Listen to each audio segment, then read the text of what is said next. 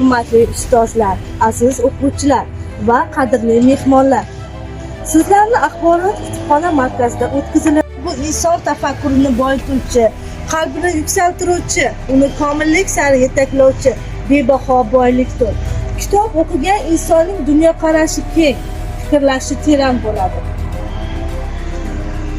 Aziz mehmonlar, bugungi tadbirimiz doirasida sizlar kitobxonlar tashrifi jarayonida kutubxonamiz faoliyati bilan hayotimizni yuksaltiruvchi, kelajagimizni umidli qiluvchi muhim omildir. Har birimiz hayotimizda kitobga alohida e'tibor qaratib, mutolaani kundalik odatga aylantirishimiz lozim.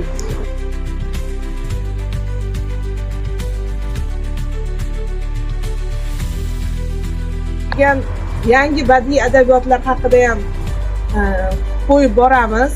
Yangi kitoblar kelgan bo'lsa, ular haqida qo'yib boramiz. Xonamizga kelib bemalol elektron kitoblardan foydalanishingiz mumkin. Yurtim sen faqat boyliging uchun sevgan farzand bo'lsa kechirmas.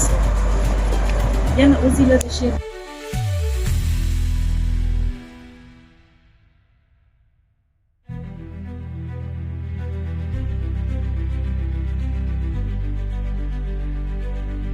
adibchilar bizni kelajak avlodda ta'lim olishimiz uchun ilmli, ma'rifatli ularni aylanib keladilar. Ulardan yana biri asoschilardan yana biri eng katta asoschilarimiz kim? Mahmudxo'ja, Mahmudxo'ja. Ular ham gazetaga asoslaganlar. Nima deydi? Ular maktabgacha borib kelgan ekanlar. Maktabgacha borib u yerdagi ilmli insonlarni, ma'rifatparvar insonlarni ko'rib boshqa dunyolardan bizni yurtimizga o'sha insonlarni olib kelishga harakat qilgan ekanlar. Har jabhada, texnologiyada, tibbiy